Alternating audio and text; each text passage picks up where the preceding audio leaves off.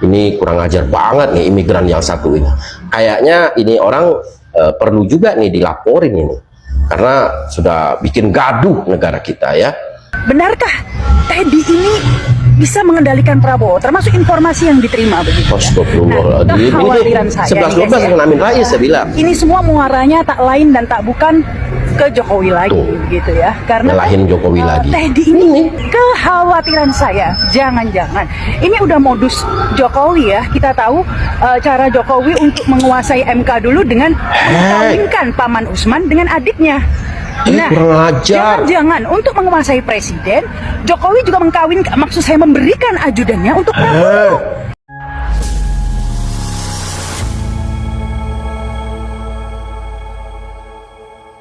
Assalamualaikum warahmatullahi wabarakatuh, saudara-saudaraku sebangsa dan setanah air. Dimanapun kalian berada, semoga kalian selalu dalam kondisi sehat walafiat ya. Berjumpa lagi dengan saya di Gaspol Update. Kami bukanlah buzzer pihak manapun. Kami hanya menyajikan keputusan ada di tangan Anda. Teman-teman, ini ada video yang menurut saya cukup menarik ya. Yakni tentang seorang perempuan ya, mantan presenter kenamaan keturunan imigran yang dulu saya sangat ngefan banget gitu ya. Nah ini orang muncul lagi, bikin gaduh lagi gitu. Dia kembali memfitnah ya, bukan hanya Prabowo, bukan hanya Kolonel Teddy, tetapi juga Jokowi ya. Dengan narasi-narasinya yang menurut saya itu sangat menjijikkan sekali. Ya namanya juga fitnah ya kan, pasti isinya jauh api dari panggang.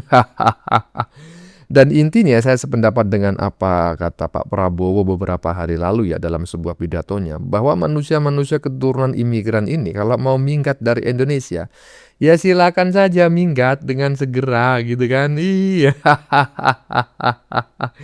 Kalau mau pergi ke Yaman ya monggo ya kan.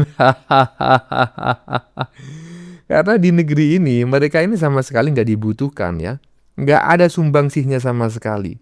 Dan hanya bikin gaduh. Pokoknya 11-12 lah ya dengan Mbah Sengkuni gitu loh. Atau sebetulnya ini orang ya satu komplotan gitu loh dengan Mbah Sengkuni. Karena munculnya hampir bersamaan. Yang dibahas juga sama.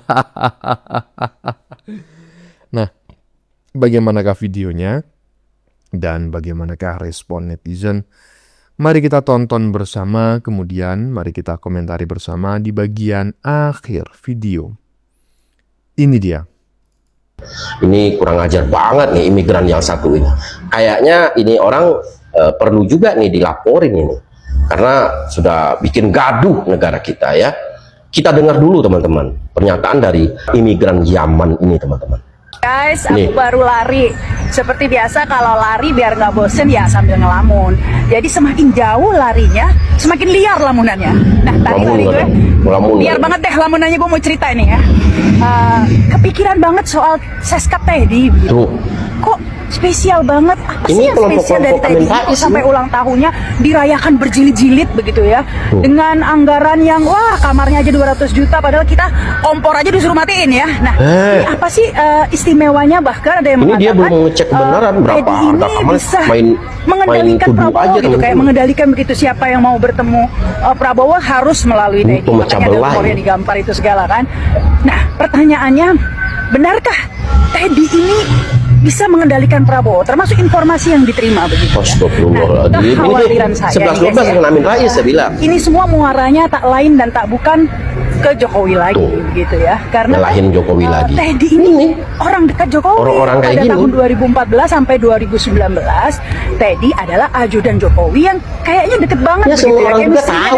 Viral kan videonya Jokowi lagi maju sama Teddy begitu ya. Dan kemudian ketika Prabowo menjadi Menhan, mengacau kan ya kalau imigran Yaman di Indonesia ini. Teddy ini sebagian besar ya, tapi tidak Prabowo. semua. Nah, kekhawatiran saya, jangan-jangan ini udah modus Jokowi ya. Kita tahu cara Jokowi untuk menguasai MK dulu dengan mengkawinkan Paman Usman dengan adiknya. Kurang ajar. Jangan-jangan untuk menguasai presiden, Jokowi juga maksud saya memberikan ajudannya untuk Prabowo. Aduh, kalau kayak gitu terulang lagi nih kasus Paman Usman. Aduh, Kurang ajar lagi ini dia. orang. Tuh ya. Makanya saya bilang ini si imigran Yaman ini 11-12 dengan Amin Rais. Karena mereka juga dulu pernah bersama-sama waktu ingin memakzulkan Mas Gibran ya. Pernah tuh di satu forum. Orang-orang sakit hati semua di situ. Ada RH, ya Refli Harun, ada Said Didu di situ, ada Amin Rais, ada juga si Rahma Sarita ini teman-teman. Makanya saya bilang 11-12. Nggak boleh aja negara ini aman. Nah, mereka ini selalu ingin mengacaukan, selalu ingin bikin gaduh ya. Makanya kemarin ada pernyataan Pak Prabowo ya, kalau kalian merasa Indonesia ini gelap, mending kalian kabur aja ke Yaman kayak katanya kan. Benar apa yang dikatakan Pak Prabowo ini. Jadi kalau kita pikir-pikir, ini imigran Yaman ini kebanyakan bikin rusuh teman-teman.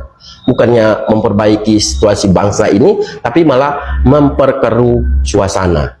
Makanya bukan tanpa alasan Pak Prabowo mengatakan hal seperti itu, karena beliau juga sudah tahu begitu ya. Dan masuk abahnya. Walaupun abahnya dia tahu persis ya, nggak mungkin bikin berita bohong gitu ya. Si abahnya ini lebih elegan lah, caranya lebih elegan, beda dengan anak-anak buahnya ini yang mainnya itu begitu kasar ya.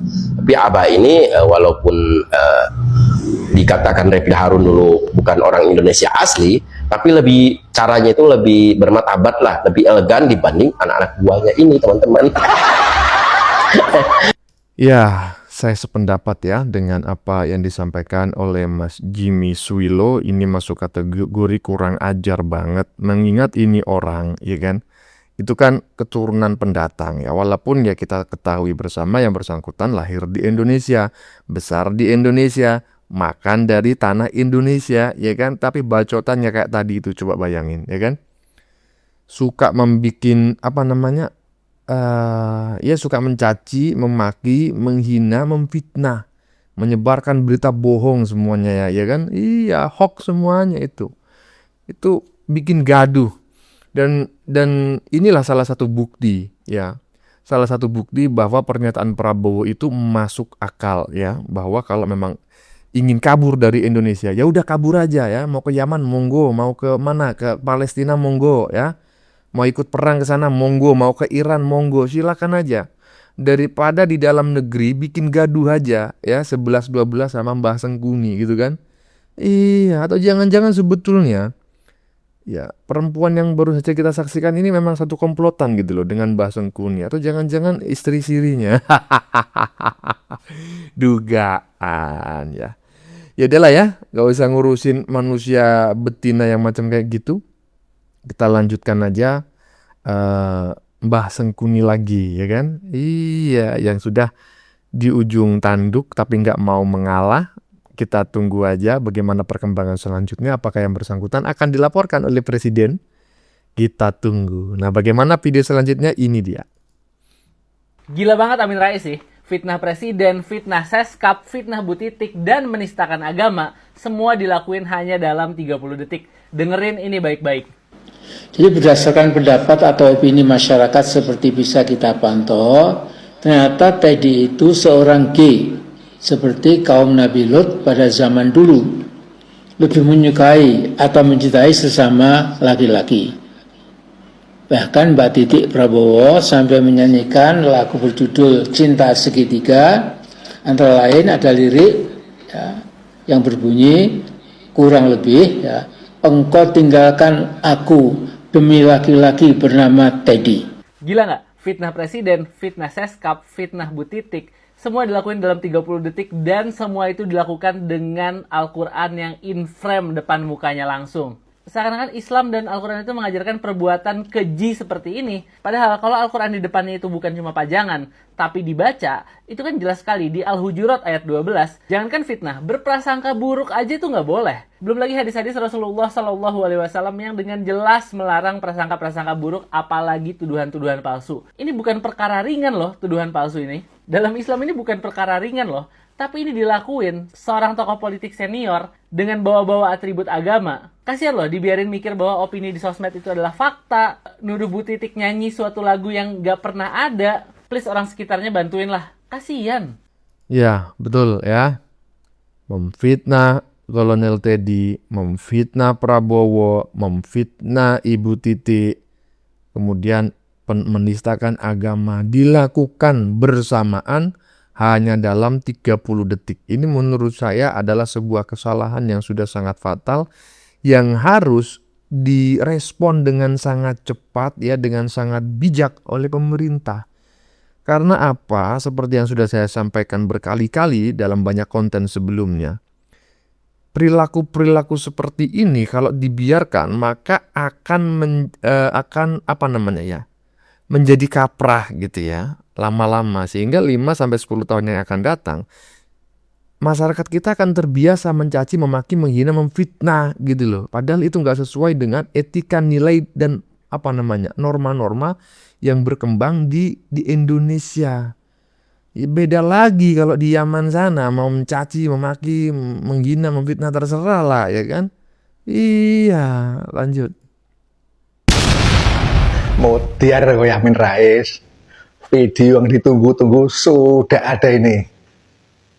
Amin Rais dilaporkan karena melecehkan dan memfitnah, menyebarkan berita bohong tentang presiden. Coba dihitung umurnya berapa, tinggal berapa. Kementerian Komunikasi dan Digital Komdigi mengidentifikasi sebaran video yang memuat narasi fitnah dan serangan personal ke kepala negara. Video itu diunggah Ketua Majelis Syuro Partai Umat. Inilah pernyataan dari Komdigi 1 Mei 2026 di akun media sosial Komdigi. Pemirsa, Mutia Hafid, Menteri Komunikasi dan Digital, menyatakan bahwa salah satu video yang diunggah oleh Ketua Majelis Syuro Partai Umat itu berisi dugaan hoax, fitnah, serta mengandung ujaran kebencian yang diduga diarahkan ke kepala negara. Komdigi menilai ruang demokrasi digital merupakan ruang adu gagasan, bukan ruang memproduksi konten kebencian yang justru menyerang martabat manusia siapapun. Komdigi akan mengambil langkah-langkah sesuai undang-undang yang menyebut siapapun yang membuat dan ikut mendistribusikan, mentransmisikan video secara sadar telah melakukan pelanggaran hukum sebagaimana diatur dalam Undang-Undang ITE nomor 1 tahun 2024 pasal 27A dan pasal 28. Akhirnya video yang ditunggu-tunggu tiba. Amin Rais dilaporkan Ibu Mutia Hafid ya, gara-gara memfitnah Pak Prabowo sedemikian kejinya. Coba bayangin kalau sampai Amin Rais masuk penjara, yang rugi itu siapa? Penjaganya. Tiap hari ngerokin. Kalau dihukum sampai 15 tahun ini membusuk nanti. Amin, mulutmu harimaumu. Umur segitu harusnya itu lebih taat ibadah. Jangan buat gosip, apalagi kepala negara kamu hina. Modar weh. Salam waras. Hahaha. Banyak yang mengatakan ya, makin tua seharusnya kita itu harus semakin lebih mendekatkan diri kepada Tuhan, banyak ibadah, ya kan? Kalau Muslim harus lebih banyak berzikir, kan seperti itu, mendekatkan diri kepada Tuhan. Karena siapa tahu, kan kita nggak tahu ya, malaikat maut itu ya kan sering jalan-jalan gitu loh. Siapa tahu disamperin, kan macam kayak gitu. Tetapi berbeda dengan Mbah Sengkuni ini, karena dia ibadahnya itu sudah melebihi takaran, udah terlalu banyak ibadah, udah terlalu banyak sedekah, ya kan? Nah, maka dia ngerasa kalau dia sendiri yang masuk surga kan nggak enak, terlalu banyak pahalanya. Mending pahalanya dikurangin dengan cara memfitnah dulu gitu, ya kan? Mencaci, memaki, menghina karena ibadahnya udah overdosis, ya kan? Ada. Udah Mbah ya, siap-siap aja mendekam di balik jeruji besi. Lanjut. Usulkan agar Pak Prabowo secara kesatria, tegas dan meyakinkan Prabowo melepaskan diri dari lendotannya si Teddy yang berbahaya itu. Gelandangan politik satu ini bikin gaduh aja kerjaannya.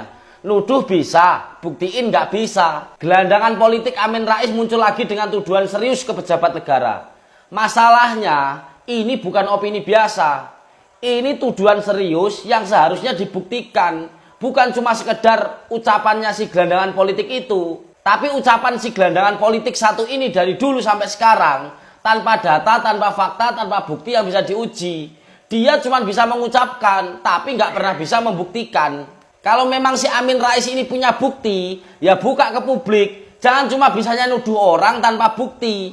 Apa cuma cari popularitas? Kalau gitu, benar yang dikatakan almarhum Gus Dur. Amin Rais bakal jadi gelandangan politik. Gimana menurut kalian? Tulis pendapat kalian di kolom komentar. Salam jegigis. Kok bisa Anda ini mengatakan Mbah Sengkuni bakal menjadi gelandangan politik? Loh, bukan bakal. Sudah menjadi gelandangan politik sejak dulu. Coba bayangin. Dia setelah menjabat sebagai ketua MPR jadi apa? Nggak jadi apa-apa, nggak kanggo katanya orang Jawa, ya kan? Iya. Jadi apa yang disampaikan oleh Gus Dur ya, lebih dari 25 tahun yang lalu ya, sekitar tahun 2000-an loh. Gus Dur dilengserkan oleh Mbah Sengkuni itu sekira tahun 2000 ya. Nah, atau 2001 lah, 2000 ya sekitar itulah pokoknya, ya kan? Nah, itu sejak saat itu setelah yang bersangkutan tidak lagi menjabat sebagai ketua MPR, sudah jadi gelandangan politik, ya kan? Habis ini akan benar-benar menjadi gelandangan, ya kan, di pinggir jalan atau di balik jeruji besi hidupnya. Ya toh, lanjut. Duet Prabowo Gibran sudah mangkrak, tapi ini perlu saya ingatkan. Jadi berdasarkan pendapat atau opini masyarakat seperti bisa kita pantau, ternyata Teddy itu seorang gay, seperti kaum Nabi Lut pada zaman dulu, lebih menyukai atau mencintai sesama laki-laki.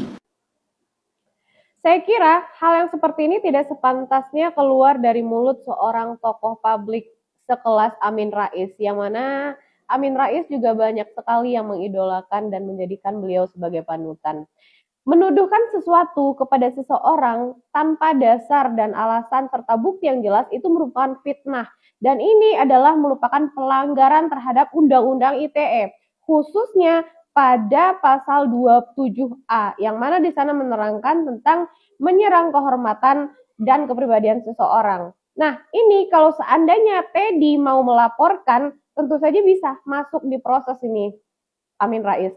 Namun, kekurangannya adalah hal yang semacam ini bersifat delik aduan, kawan-kawan. Kendati pun memang di ranah media sosial sudah heboh karena statement Bapak ini, tapi kita tidak bisa melakukan apa-apa. Yang bisa melakukan sesuatu itu hanya Teddy-nya secara langsung. Jadi kalau teman-teman mau, mari kita desak pihak-pihak yang memiliki kepentingan dan pemangku kepentingan, kalau bisa diproses lah. Karena rakyat itu sudah jengah terhadap narasi-narasi ngawur seperti ini. Kami tidak menginginkan ruang diskusi kami dinodai dengan fitnah-fitnah dan narasi penuh kebencian seperti ini. Ini sudah terang saja adalah merupakan ujaran kebencian dan juga fitnah.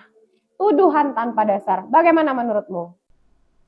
Loh iya, ini ujaran kebencian sekaligus juga fitnah, Mbak Ririn ya. Iya, makanya saya berharap ini Mbak Sengkuni ini tetap ngeyel ya, tidak mau meminta maaf. Jangan mau Mbak meminta maaf Mbak ya. Masa pendiri partai meminta maaf atas pernyataannya. Apa kata dunia? Udah partai suaranya di bawah 1%, ya kan? Pendirinya pakai minta maaf segala. Itu menurunkan kredibilitas partai. Nggak usah meminta maaf. Ngeyel aja, ya kan? Lanjutkan. Nah, tantang Prabowo, Kolonel Teddy, ya kan? Dan saya berharap Pak Prabowo tidak tinggal diam ya, benar-benar laporin delik aduan biar manusia yang satu ini modar di balik jeruji besi. Bagaimana menurut kalian? Keputusan ada di tangan Anda. Silakan tulis pendapat Anda di kolom komentar, baik Anda yang setuju maupun yang tidak setuju dengan isi konten ini. Sebelumnya, saya memohon maaf yang sebesar-besarnya ya.